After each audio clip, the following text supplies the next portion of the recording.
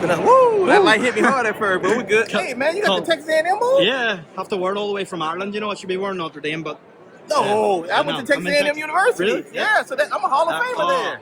Larry Wade, Hall of Famer for Texas A&M. That's it. Larry Wade, COLM, McGuigan, IFLTV. Your boy Jake Paul's in the fight of his life this weekend. Yes. Just talk to me a little bit about preparation. How do you prepare for someone like Mike Tyson?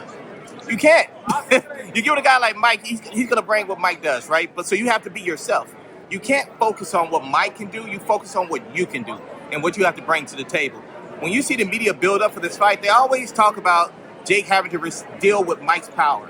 But you never hear them say how they have to deal with Jake. He has to deal with Jake also. So you just go out and you do your thing. You can't focus on what Mike can do. You focus on what you can do. And that's how you prepare for a guy like that. What have you seen in Jake Paul this time round that makes you think he's going to be able to beat someone of Mike Tyson's caliber? Well, you know, he has a great team around him, a boxing coach with, you know, Jellion Love and Theodore Chambers, who we call Third. They've done a great job of really leveling up his IQ, and that's what we want to see. And on top of that, you got the nutritionist and Chef E and me doing the strength conditioning side and trying to build his strength and endurance up.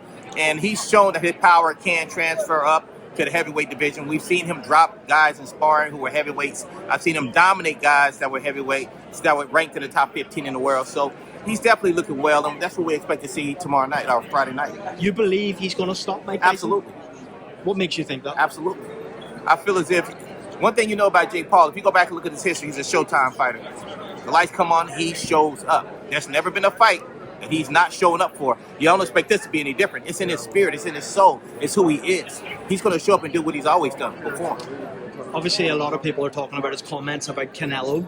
He says he wants Canelo after Mike Tyson. You laughed a little bit. Because that's not new to me. I've heard it already. I'm in camp with him.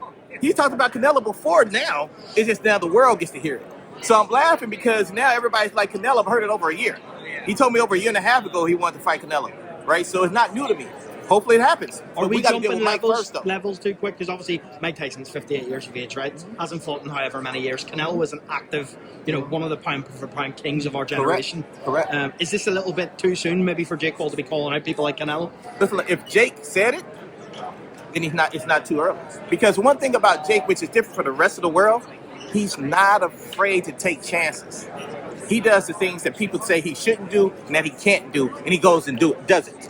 That's what makes him different. So if he says, hey, Canelo's next, then I'm with that. Canelo's next. Now, we got to get past Mike first. I'm focused on Mike.